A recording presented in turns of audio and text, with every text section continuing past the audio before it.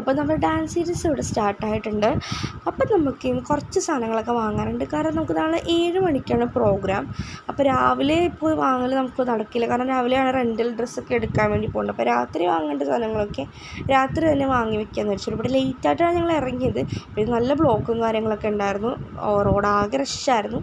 പക്ഷേ നമ്മളവിടെ എത്തി. പിന്നെ നമ്മൾ പിരിവൊക്കെ ത്രെഡ് ചെയ്യണമായിരുന്നു. നമ്മൾ കുറച്ച് ലേറ്റായിട്ടാണ് നമുക്ക് ചെയ്ത് തന്നിട്ടുണ്ടായിരുന്നു.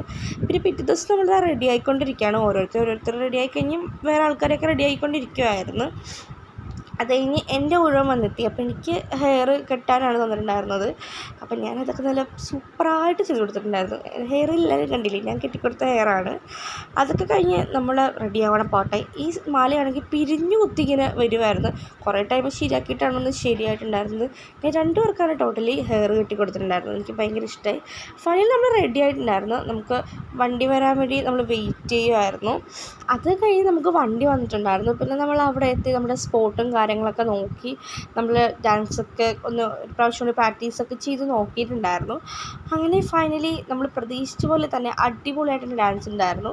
ഭയങ്കര രസമായിരുന്നു എല്ലാവരും പറഞ്ഞു. അപ്പോൾ അത്രേ ഉള്ളൂ. അടുത്ത വീഡിയോ കാണാം. ബൈ.